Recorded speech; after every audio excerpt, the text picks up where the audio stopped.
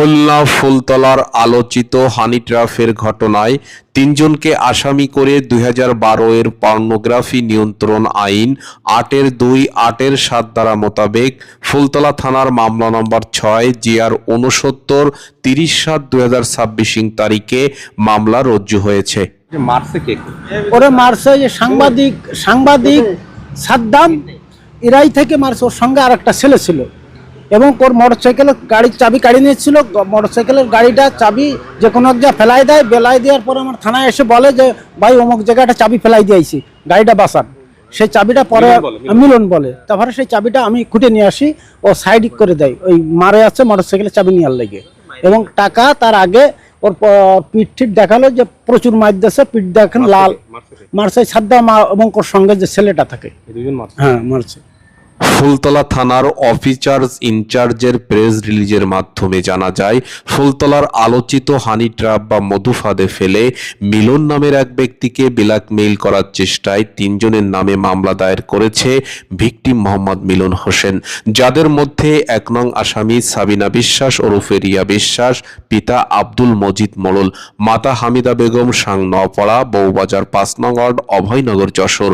2 নং আসামি ঝুমুর জুমাদ্দার, পিতা রশিদ জুমাদ্দার, সাং দামোদর, আলকা, ফুলতলা, খুলনা। 3 নং আসামি মোহাম্মদ সুমন মিয়া ওরফে সাদ্দাম, পিতা মৃত আব্দুল অদুদ মিয়া, সাং মশিয়ালি, থানা খান জাহান আলী, জেলা কেএমপি খুলনা সহ অজ্ঞাতনামা আরও 1-2 জন পরস্পরের যোগসাজশে ভিকটিমকে হানি ট্র্যাপে ফেলে ব্ল্যাকমেইল করে। তো সে তাকে মারছে, ওই যে কোম্পানি সে লোকটাকে মারছে। না, মারার এখানে মারামারির কোনো হয় নাই। হ্যাঁ, সে অভিযোগ করছে যে আমরা তাদেরকে মারছিলেন। না, এই সব আপনি কি একসঙ্গে গেছিলেন? হ্যাঁ, একসঙ্গে গেছি। আমরা কোনো মারাধরা করে নাই। আমরা ওনাকে বলছি যে বসেন, আমরা কথা বলি। থানাতে ফোন দিয়ে আমরা এখান থেকে গেছি, ঠিক আছে। ওনাকে বললাম যে আমরা বসি, কিন্তু উনি না বসে দরজা খুলে দৌড় মারছে। পরে ওরা আটকানো হয়েছে, ধরে আটকানোর পরে উনি আবারও দৌড় দিলে ওনার সামনে শার্টের বোতাম ছিঁড়ে গেছে। ওর সঙ্গে কি মহিলা ছিল? হ্যাঁ, ওই মহিলাও ছিল। ঘটনার বর্ণনা মতে জানা যায়, ভিকটিম মিলনের উলাঙ্গ ভিডিও ধারণ করে বা ভয় দেখিয়ে নগদ 1 লক্ষ টাকা হাতিয়ে নেয়। এমত অবস্থায় ভিকটিমের ডাক চিৎকারে আশেপাশের লোকজন এগিয়ে আসলে 3 নং আসামি নিজের অপরাধ ঢাকতে পুলিশকে সংবাদ দেয়। 3 নং আসামি সুমনের মুঠোফোনে ফুলতলা থানা পুলিশ দ্রুত ঘটনাস্থলে হাজির হয়ে ভিকটিম সহ আসামিদেরকে হেফাজতে নিয়ে আসে। এ সময় উত্তেজিত জনগণ সকল ঘৃণিত অসামাজিক কার্যকলাপের বিরুদ্ধে প্রতিবাদ জানাতে থাকে।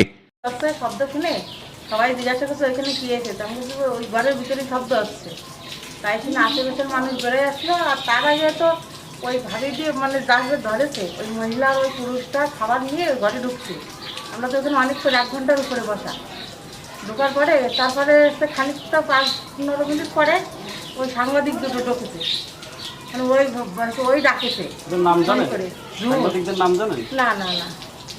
উক্ত ঘটনার বিষয়বস্তু থেকে জানা যায়, ফুলতলা প্রতিদিন নামের অনলাইন পোর্টালের সাংবাদিক পরিচয় দানকারী সুমন ওরফে সাদ্দাম গত 29 জুলাই আনুমানিক 11 ঘটিকার সময় তার সহযোগী জয়নাল ইসলামকে সাথে নিয়ে হানি ট্র্যাপে ফেলে 1 লক্ষ টাকা হাতিয়ে নেয়, যার বিরুদ্ধে ইতিপূর্বে চাঁদাবাজির একটি নিউজ অনলাইন পোর্টালে প্রকাশিত হয়েছিল।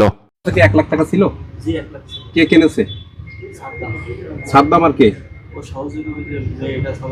সাদ্দামের সাথে আরেকজন সহযোগী ছিল। আপনার মারছে কে? আমাদের সমাজে হানি ট্র্যাপ এমন একটি প্রতারণামূলক কৌশল, যেখানে প্রেম, আকর্ষণ বা সম্পর্কের প্রলোভন দেখিয়ে কোনো ব্যক্তির কাছ থেকে গোপন অর্থ, মূল্যবান তথ্য বা সুবিধা আদায় করা হয়। একে বাংলায় সহজে বলে মধু ফাঁদ। উক্ত কর্মকাণ্ড বিল্লাল ওরফে কোপা বিল্লালের বাড়িতে ভাড়া নিয়ে ঝুমুর, রিয়া, সাদ্দাম সহ আরো অনেকেই এমন কাজ করে চলেছে। কথাই বলে পাপে বাপেরে ছাড়ে না।